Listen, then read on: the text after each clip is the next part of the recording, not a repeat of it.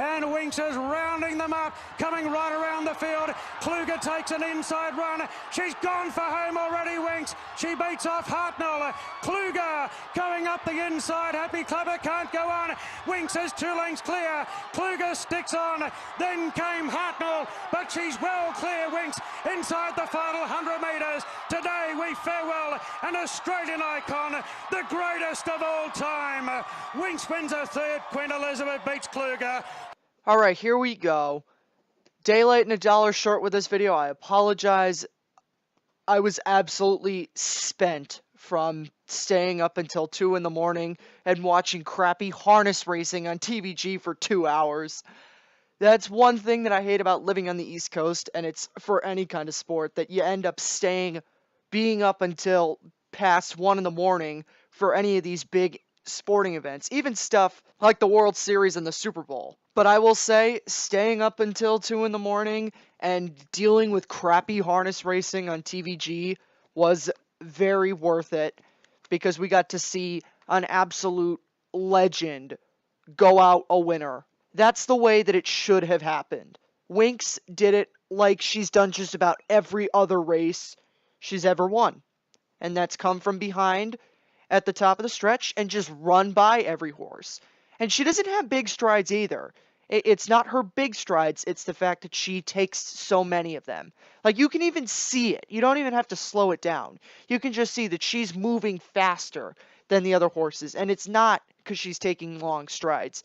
So now we look back at the career of Winx. It started in 2014. It took Winx a while to figure it out. She did win her first couple of races in 2014, but, it was really the Sunshine Coast Guineas when she really looked to have a lot of talent. Now, it's funny, the story came out that after the race, Larry Cassidy, who rode Winx in the Sunshine Coast Guineas, called his wife on his way home, and he said, "I think she's the best horse I've ever ridden." And his wife called him a, quote, bloody idiot. So, no one really saw Winx coming. But really, once she won the Sunshine Coast Guineas, Hugh Bowman got back on her after that race. So Larry Cassidy was not the regular rider. And since 2015, Winx has been the best horse in the world. And let's put it this way in perspective. American Pharoah won the Preakness the same day that Winx won the Sunshine Coast Guineas. And American Pharoah was definitely the big story of that day. And American Pharoah is a great horse in his own right. But Winx, that race itself, the Sunshine Coast Guineas, if you go and watch that, I think that is one of her more impressive. And it's more impressive in the fact that she beat 17 other horses, coming from the absolute farthest back. I don't want to say the absolute farthest back that she's ever been, but I don't think she was ever that backwardly placed in any race after that. Winx has done things that no other horse has ever done and probably will ever do. And, you go back to 2011 and 2012, if you look at and that's when Black Caviar was running. Black Caviar undefeated in 25 starts, winner of 22 Group 1 races. If you had said in 2012 that within 2 years another horse would begin a run that would see her unseat Black Caviar as not only the longest streak in Australian racing history, and I think in world racing history, I'm not entirely sure about that, but I think 33 consecutive wins is a world record. But if you said 2 years after Black Caviar won her 25th and final race, that within 2 years, a streak of another horse that debatably is better than Black Caviar would begin, and that streak would include 47 starts, 33 wins, 25 Group 1s, excuse me, not 33, 37, 33 race winning streak. I don't want to go through every single one of her starts because I don't want to make this video long and monotonous and kind of just go through the same thing every time. But I think you look at some of her major career accomplishments, obviously winning her 4th Cox Plate last year, holding off Humidor in 2017, and then winning her 26th consecutive race in the race that was named for her, the now renamed Winx Stakes. And then, of course, this year in the Chipping Norton, when she broke the world record that was set by Black Caviar of 20 3 at the time. She ended up finishing with 25 Group 1 wins. So Winx is definitely one of the best horses that has ever run, ever.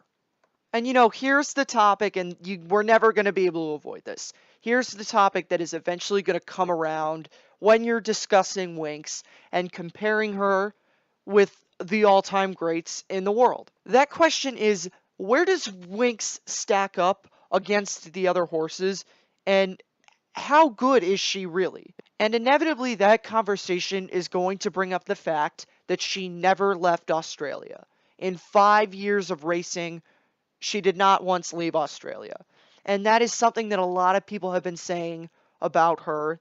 That is why she is not the best horse in the world. And there are people today who think that Enable and Almond, the Japanese mare, are better horses than her because the sole reason she didn't run outside of Australia. And I know here in America, people say that too. Like, she didn't run in the Breeders' Cup. They were ducking Enable.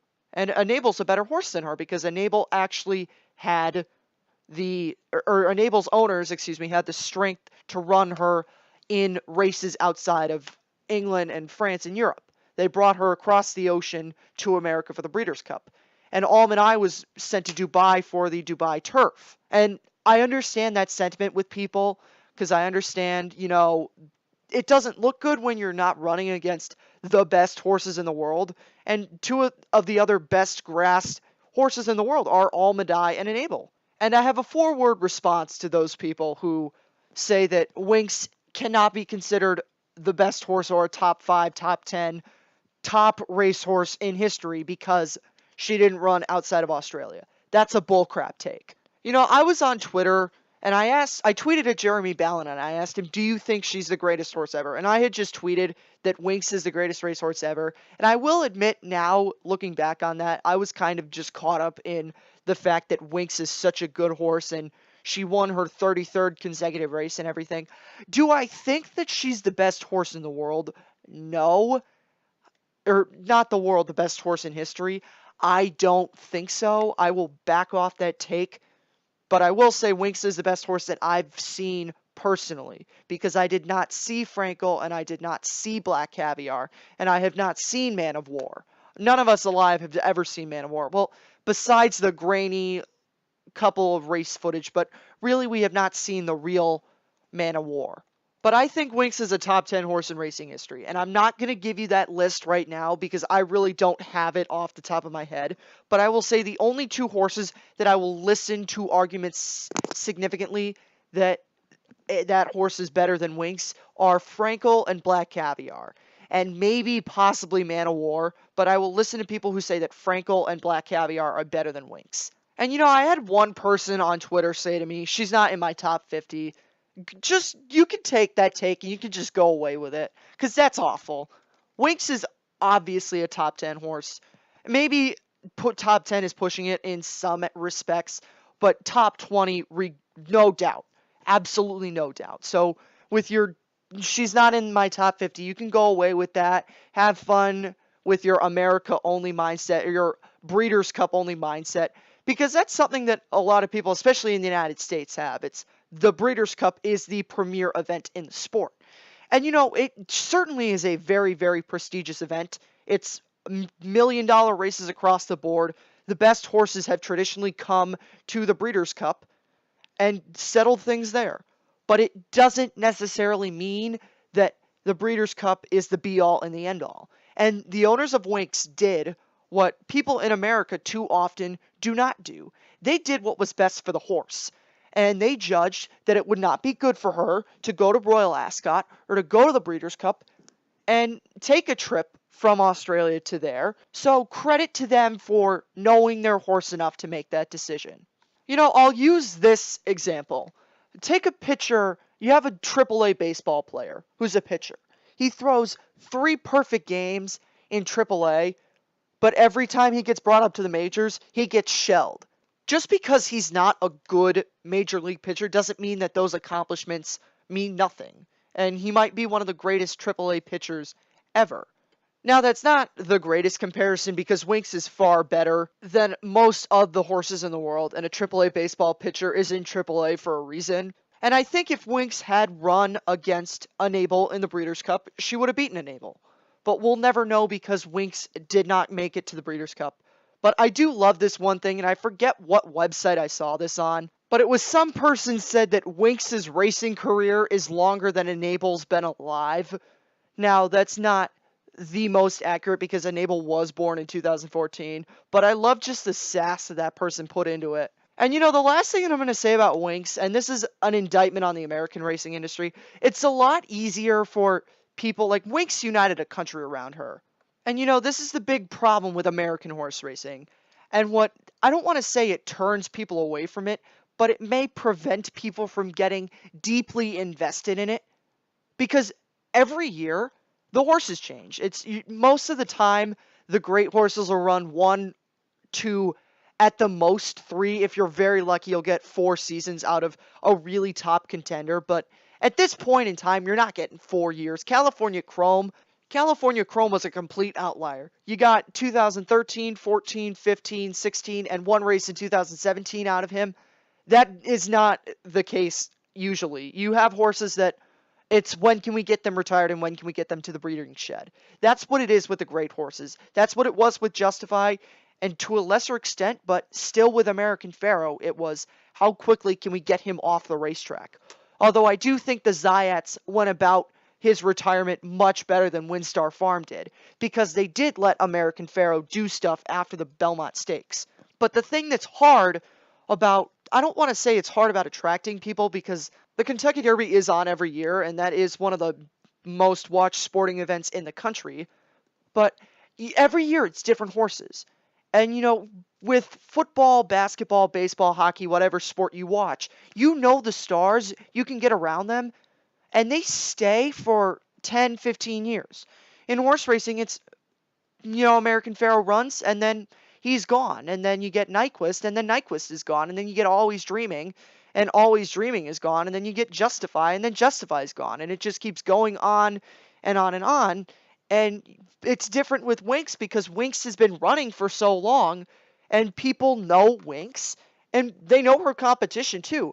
They know Happy Clapper. They know Hartnell. They know Humidor. I do also want to mention that Winx beat the same horses most of the time she ran against them. She beat Hartnell 11 times. She beat Happy Clapper 9 times.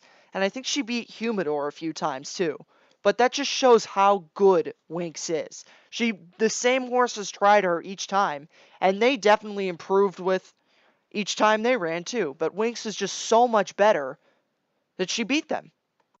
Australian racing definitely does it better than American racing because their greats actually stick around. But enough with my complaining about American racing and how Australians do everything a lot better than we do in this country.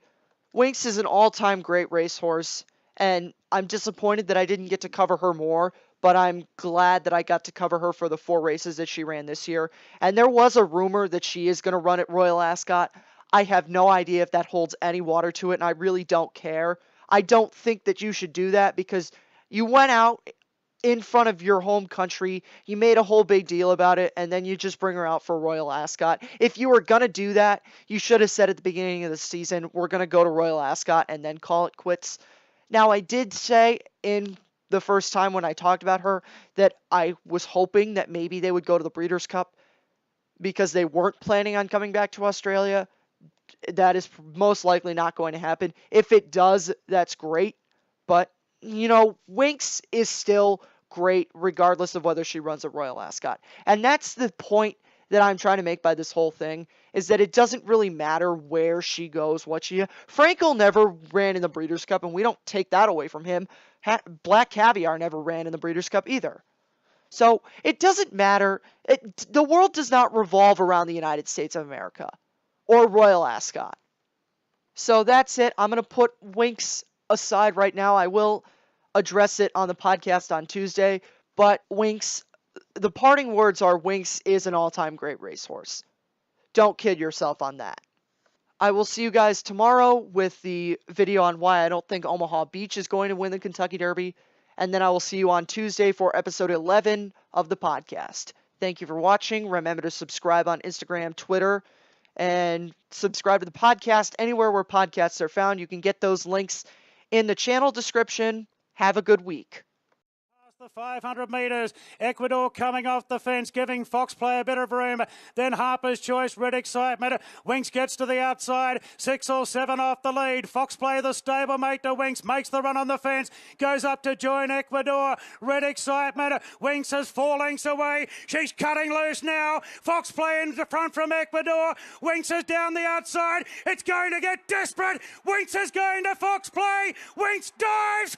Yes, she got up. Winx got up to beat Fox Play. There's 18 in a row, but what about the drama today?